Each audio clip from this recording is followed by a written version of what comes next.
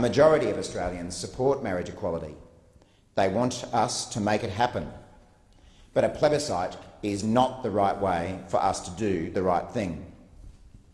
Let's be clear. The plebiscite is not about trusting or not trusting the Australian people. The arguments made by the government in this respect are fundamentally flawed and show that they are completely disingenuous when it comes to making marriage equality happen. The plebiscite is about giving people a say in someone else's private relationship. Marriage is a decision between two people only. It is not a decision to be made by anyone else other than the two people getting married. In modern Australia, permission isn't needed for straight couples to get married. When I got married, I did ask my in-laws as a courtesy, but I wasn't asking for permission. I didn't have to go to a poll. I didn't have to go and poll the Australian people about whether my wife and my relationship was worthy of marriage. I knew, and my wife knew, that our relationship was strong enough to take the next step. More importantly, when the Marriage Act was amended by Prime Minister John Howard in 2004, we didn't hold a plebiscite then. We didn't need a divisive, expensive poll then, and we do not need one now. The people who should most have a say on whether we remove marriage discrimination via a plebiscite are the people this plebiscite will directly affect, and that is the LGBTI community. Labor has consulted the LGBTI community. The government says they have, but have they really listened? Over the past few months, I've met with members of the LGBTI community. I met with them here in Parliament House, I marched with them through the streets of Brisbane at the Pride Festival, and I've sat down with them, along with other members of the opposition, and really listened to their concerns. They told me that their community overwhelmingly does not support a plebiscite. Even if the plebiscite would lead to marriage equality, they do not want a plebiscite. They've been fighting for this for all their lives, and they are willing to wait longer, if necessary, to avoid the hatred and division which will be ushered in via a plebiscite. Why would they do that? Because they know more than anyone how hurtful and damaging a plebiscite will be.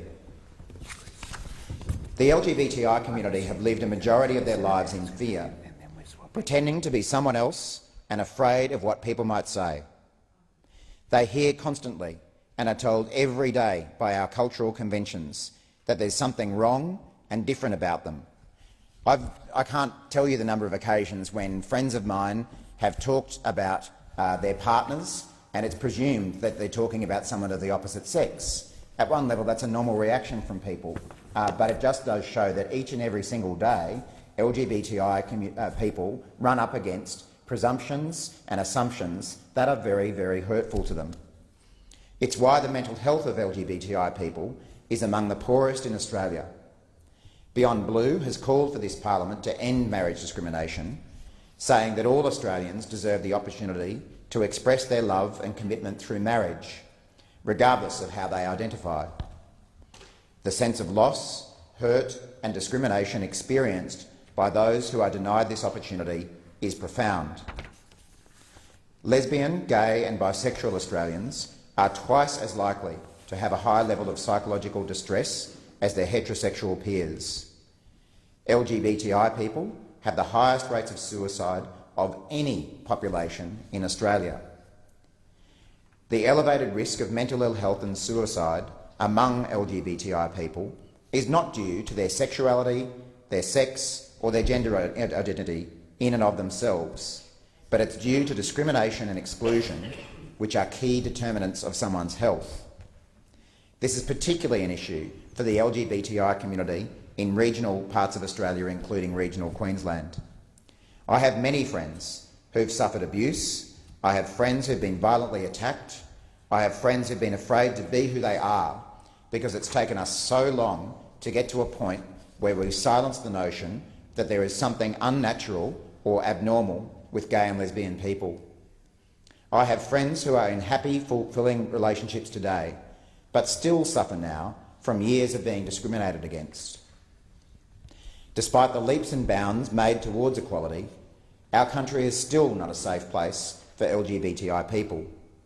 We are only now reaching a point where these Australians are able to feel safer, to come out and to feel proud of who they are. Marriage equality will take us forwards. This plebiscite would take us backwards. Not content with facilitating division via this plebiscite, the government also wants the public to fund the campaigns against marriage equality. They want the taxpayer to give money that will be spent on television commercials, newspaper ads and letterbox drops, distributing material that will contribute to the further suffering of LGBTI people.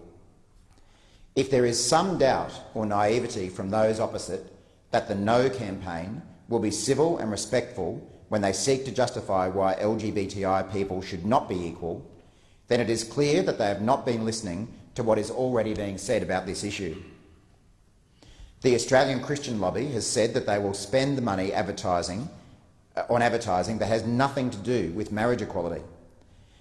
Lyle Shelton, the ACL leader, told ABC Radio that there's been very little discussion about the consequences, how this might flow into schools through programs like the Safe Schools program when you take gender out of marriage. He said that the money will go towards airing the concerns of a whole range of consequences that flow from taking gender out of marriage. So there you have it, the head of the ACL saying that all of this public money won't actually be being spent on the issue of marriage equality. It'll be spent on what he considers to be the inevitable consequences of gay marriage. Why should taxpayer money be spent on TV ads that tell LGBTI kids that there's something wrong with them because they're gay, that they don't deserve to be parents, that they don't deserve to get married? A debate cannot be civil or respectful when the premise of denying equality based on sexuality is not civil or respectful in the first place. I've heard my colleagues opposite say Labor is standing in the way of marriage equality. The only way to achieve marriage equality is a plebiscite. The yes vote will get up anyway. That my colleagues on this side of the chamber are playing politics with the lives of LGBTI people.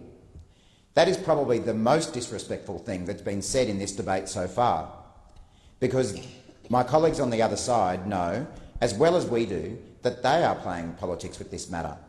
We could have marriage equality now. The coalition is in government.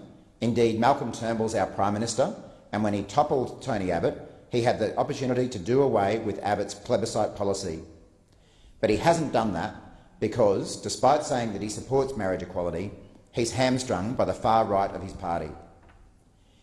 If Malcolm Turnbull wants marriage equality to happen, then he should put a vote on the floor, to the floor of Parliament, and let his party vote freely on this issue. There's only one person, there's only one party delaying marriage equality, and that is Malcolm Turnbull and his government. Mr Acting Deputy President, I love my family and I love my kids. No matter what they do when they grow up or who they decide to love, I will love them always. I'm not unique or special in that sense. No one in this place has the right to say that my family is more important or more legitimate than anyone else's. No one in this country has a right to tell LGBTI families that there's something different and wrong about the love they share. Marriage brings loving people together. Let's bring people together by making everybody equal. Thank you.